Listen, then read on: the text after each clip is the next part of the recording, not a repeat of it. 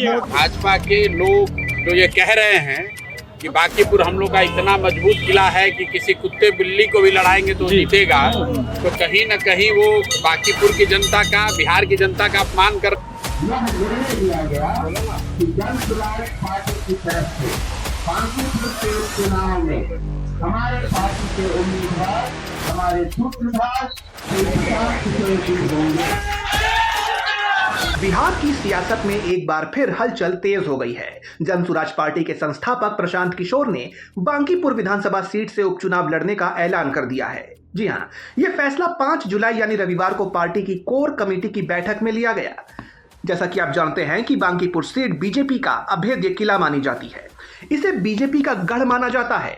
लेकिन अब सवाल यह है कि क्या प्रशांत किशोर यहां बीजेपी को टक्कर दे पाएंगे?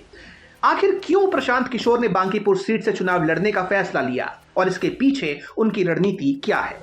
आइए इन्हीं सारे सवालों के जवाब हम इस रिपोर्ट में जानने की कोशिश करते हैं। दरअसल बांकीपुर सीट से नितिन नवीन विधायक थे। बीजेपी का राष्ट्रीय अध्यक्ष बनने के बाद उन्होंने ये सीट छोड़ दी। अब इस सीट पर 30 जुलाई को वोटिंग होगी और 3 अगस्त को नतीजे आएंगे। प्रशांत किशोर का यह फैसला काफी हैरान करने वाला है। साल 2025 के विधानसभा चुनाव में उन्होंने खुद चुनाव नहीं लड़ा था। उस समय उनकी पार्टी का प्रदर्शन बेहद खराब रहा था। जनसुराज का खाता तक नहीं खुला था। 236 उम्मीदवारों की जमानत जब्त हो गई थी। लेकिन इस बार पीके ने यह ऐलान कर सभी को हैरान कर दिया है। इस बार प्रशांत किशोर का बांकीपुर सीट से उतरना उनकी रणनीति का हिस्सा बताया जा रहा है। वो ऐसा कर इस सीट को सुर्खियों में ले आए हैं। उन्होंने जनता से सीधे संवाद करते हुए कहा कि बीजेपी को हराना जरूरी है। उनका तर्क है कि अगर बांकीपुर से बीजेपी हारती है तो दिल्ली तक एक बड़ा मैसेज जाएगा। साथ ही पीके सम्राट चौधरी को सीएम बनाए जाने से नाराज वोटरों को साधने की कोशिश में है।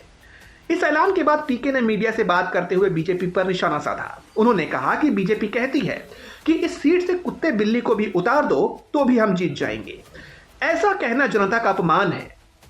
वहीं गठबंधन की अटकलों पर तस्वीर साफ करते हुए प्रशांत किशोर ने कहा, हम अकेले चुनाव लड़ रहे हैं। हालांकि मैं किसी भी ऐसे व्यक्ति के समर्थन का स्वागत करता हूं जिसे लगता है कि उन्हें मदद करनी चाहिए। और क्या कुछ कहा है प्रशांत किशोर ने, सुनते हैं। जो एक अवधारणा है, कुत्ता बिल्ली भी चुनाव जीत जाएगा, कोई भी जीत जाएगा, उसमें क्या कुछ कहिएगा। भाजपा के लोग जो ये कह रहे हैं कि बांकीपुर हम लोग का इतना मजबूत किला है कि किसी कुत्ते बिल्ली को भी लड़ाएंगे तो जीतेगा, तो कहीं न कहीं वो बांकीपुर की जनता का, बिहार की जनता का अपमान कर रहे हैं और ये उनका अहंकार बोल रहा है। जिस जनता ने आपको जिताकर वहां बैठाया है, आप ये किला आपका बनाया है, उसको आप इतना अंधभक्त समझते हैं, इतना मूर्ख समझते हैं कि आपके शब्दों में अगर आप कुत्ता बिल्ली को भी लड़ाएंगे तो आपको वोट दे देगा। तो जनता जिसके वोट से आपका अहंकार बना है, उस अहंकार को तोड़ना भी जानती है। और इस बार के चुनाव में जब जनता के पास एक विकल्प है जहां सिर्फ लालू जी का डर दिखाकर आप वोट नहीं ले सकते हैं, बिहार की जनता, बांकीपुर के मतदाता उनको ये। दरअसल बांकीपुर सीट के आंकड़े काफी दिलचस्प है।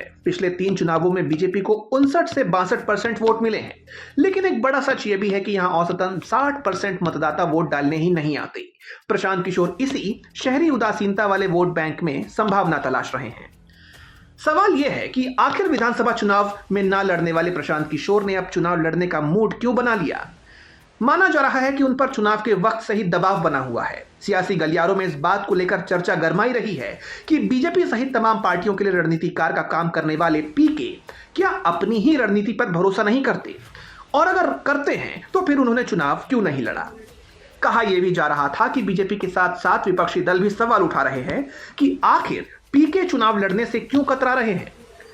वहीं सुगबुगाहट तो यह भी तेज थी कि बिहार चुनाव में जमानत जब्त होने की वजह से उनकी पार्टी राज्य में किसी भी तरह की पकड़ नहीं बना सकी और डेब्यू के साथ ही हाशिए पर चली गई। इसी धारणा को गलत साबित करने का दबाव पीके पर बना हुआ है। सियासी जानकार मानते हैं कि पीके के पास खोने के लिए कुछ भी नहीं है। अगर वो जीतते हैं तो यह बड़ा उलटफेर होगा। हारने पर भी उन्हें चर्चा में बने रहने का मौका मिलेगा। बांकीपुर अब हाई प्रोफाइल सीट बन गई है। नितिन नवीन का परिवार यहां सालों से काबिज है। देखना होगा कि क्या पीके का गणित इस बार काम कर पाता है या नहीं। उपचुनाव भले ही छोटे हों, लेकिन इस सीट पर सबकी नजरें टिकी हैं।